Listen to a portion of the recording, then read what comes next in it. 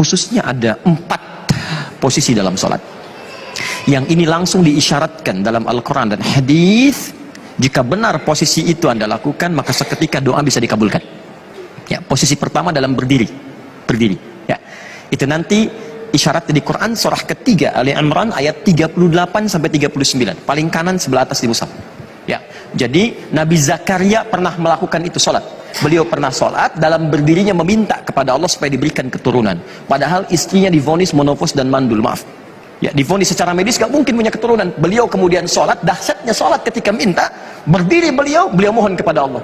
Hunalika da'a Zakaria rabbah, qala rabbi habli min ladunka dzurriyyatan thayyibah. Ya, Nabi Zakaria katakan, ya Allah, orang mengatakan aku gak mungkin punya keturunan. Aku hanya minta darimu yang tidak punya batas dalam kemungkinan. Begitu dikatakan innaka sami'ud du'a, engkau pasti mendengar doa hamba, maka turun jawaban ayat 39. Fanadatul malaikatu wa huwa qa'imun yusalli fil mihrab. Maka turun malaikat sedangkan beliau masih berdiri dalam salatnya. Annallaha yubashshiruka bi Yahya. Allah kasih kabar gembira, Anda akan punya anak. Namanya langsung dari Allah Yahya. Baik ya, jadi posisi berdiri. Dijawab kemudian di Quran surah kedua untuk umatnya Nabi Muhammad. Quran surah kedua ayat 45 sampai 46. Ya, kata Allah, wasta'inu bisabri wassalah. Kalau punya masalah, wasta'inu, minta pada saya. Kalau kita mau minta, robah kalimatnya menjadi nasta'in. Wasta'inu, minta. Saya minta, asta'in. Kami minta, ya Allah, nasta'in. Kepadamu kami minta, iyyaka nasta'in. Kapan Anda baca kalimat iyyaka nasta'in dalam salat?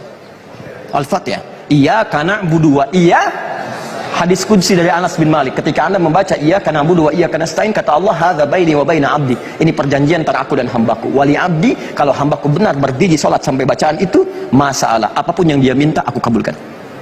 Kalau Anda pada saat itu minta dikabulkan, mau minta apa?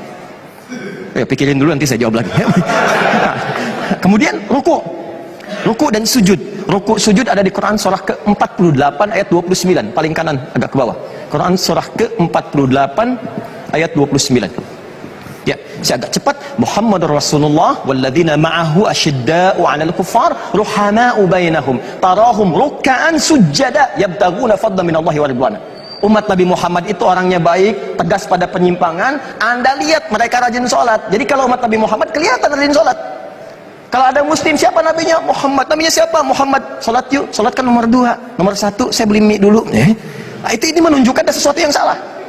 Umat Nabi Muhammad itu kelihatan sholat. Begitu sholat, ruku sujud dia minta. Kata Allah, orang saat ruku dan sujud minta, saya kabulkan. Hadis riwayat Ibnu Abbas radhiyallahu ta'ala anhuma. Inna ma aqrabal 'abdu min rabbih wa huwa sajid. Keadaan terdekat antara hamba dengan Allah itu saat sujud. Fa'aksiru sujud. Atau dalam hadis lain fa'aksiru doa. Maka perbanyak doa dalam sujud. Terakhir, sesaat sebelum salam, itu dalam hadis Nabi SAW. Silahkan bacakan doanya. Kalau tahu doa dari Nabi, Allahumma ij'al fi lisani nura, wa fi aini nura, wa fi basari nura, wa fi qalbi nura. Ya Allah, jadikan wajahku bercahaya, pandanganku ada cahaya, hatiku bercahaya, dan semua terbimbing pada kebaikan. Maka tanamkan cahaya dalam jiwaku yang tidak menjauh darimu. Anda bacakan lafadznya. Tapi kalau tidak paham, cukup Anda sampaikan dalam hati, tidak perlu dilafadzkan. Karena tidak boleh melafadzkan sesuatu dalam salat di luar apa yang telah dicontohkan Nabi. Khususnya ada